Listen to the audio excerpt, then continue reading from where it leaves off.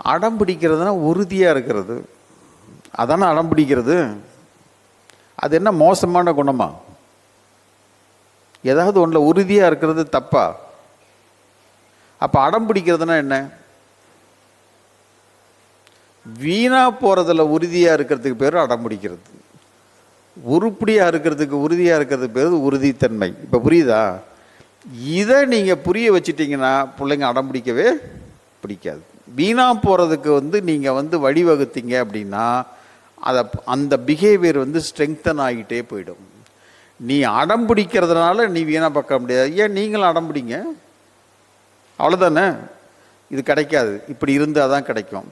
அவர் சொன்னதில் அந்த பாயிண்டில் முக்கியமாக அந்த ஒரு பிஹேவியர் இருக்குன்னா இந்த சீட்டுன்னு ஞாபகம் வச்சுக்கிங்க. Seat, SEAT.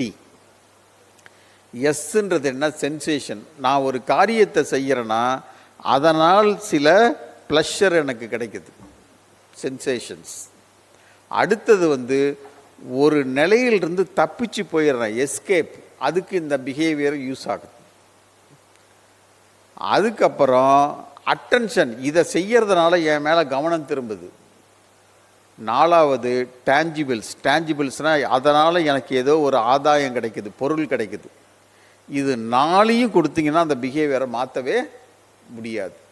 இதை அனலைஸ் பண்ணி, அது அதிகமாக சார் அழகாக சொல்லுவார், அது எப்படி நீங்கள் அனலைஸ் பண்ணி அந்த சென்சேஷன் என்ன, எஸ்கேப் மெக்கானிசமா இல்லை அட்டென்ஷனா இல்லை டேஞ்சிபிள்ஸான்னு பார்த்து அதுக்கு ஏற்ற மாதிரி ரீஇன்ஃபோர்ஸ்மெண்ட்டு அல்லது ரிவார்டு, பனிஷ்மெண்ட்டு, ஷேப்பிங்னு நிறைய இருக்குது.